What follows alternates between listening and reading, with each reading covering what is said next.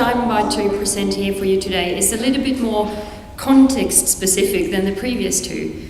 It takes place in Gothenburg, Sweden, and I will present the two first publications of my thesis. And I have conducted them together with my main supervisor, Professor Synnöve Dahlin-Ivanov, and my co-authors and supervisors, Lena Mårtensson, Greta Häggblom Kronlöf, and Lisen Dellenborg, who are all PhDs and lecturers at Gothenburg University.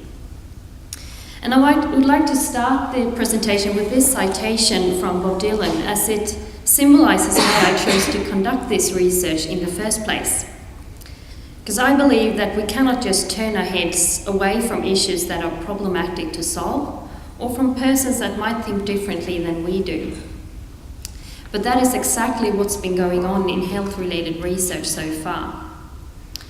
Health and healthcare inequities due to migration and age have been visualized, but very little has been done in order to overcome such inequities.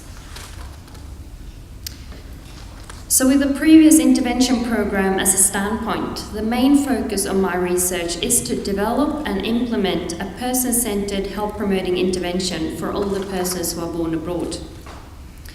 And for the aim of my project, focus lies on older persons who relocate permanently in another country than their country of birth. And during the migration process, different factors may predispose the older person to a vulnerability for poor health. But migration may also involve new possibilities. And research also shows that persons who have migrated have a better health than their native-born counterparts.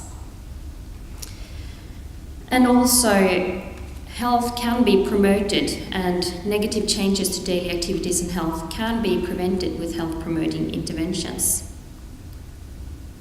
But then first we need to move away from simple risk factors to a multi-dimensional model. So within my project, I address the complexity of human behavior through studying it in everyday situations, and with attention to several levels and processes that contribute to health at the same time. So we take into consideration the societal, communal, and relationships, how they affect the person. We will also use multi-dimensional measurements in order to capture each person's constantly changing needs. Level to an abstract level of the data, and I constantly compared the qualitative formulations with the raw data to be sure that I didn't lose any information.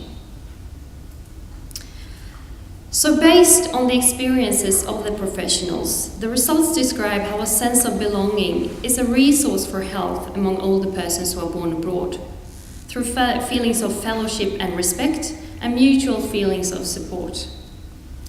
But sense of belonging was also experienced as a barrier to healthcare access and a risk for the older person to develop a dependency in daily activities, with them relying maybe a little bit too much on persons that they feel a sense of belonging to.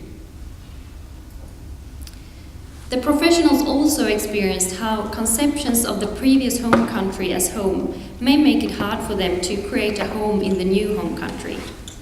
And traveling back and forth between the previous and the new home country was therefore experienced as a means for the older person to remain healthy. And another means was expectations.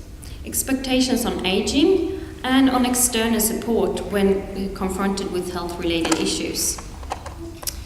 Experiencing poorer health status with age or an increased support from family members was expressed as a means for older persons to handle their health.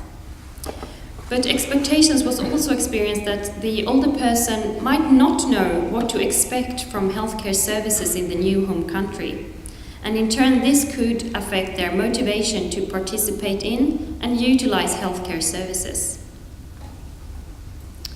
And one way to overcome such barriers was expressed as means to create ways to understand each other. And a mutual understanding was emphasized more in a broader context than their linguistic understanding of words. The professionals talked a lot about having relationships built on respect and also to have mutual reflections.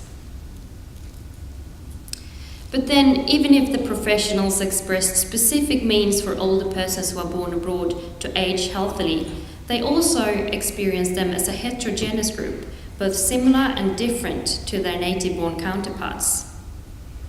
For example, they experienced how, when and why you migrate or what age you have might be more important than the country of birth.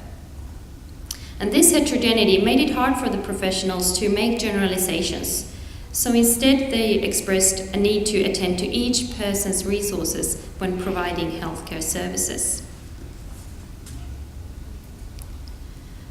And finally, one comprehensive theme visualized how the professionals experience the complexity of everything affects everything. According to the professionals, it is impossible to explain or predict when, how, or why different factors interact and influence their possibilities to promote a healthy aging in the context of migration. But still, the results provide a standpoint to a deeper understanding of how we can meet the needs of health promotion among this group. A person-centered approach seems to be one way to do it, but apparently we need more research. So my next step is to explore the research area from the older person's own perspective. And I am currently working on a qualitative interview study with older persons from the Western Balkan region to explore how they experience health and aging in relation to their daily activities.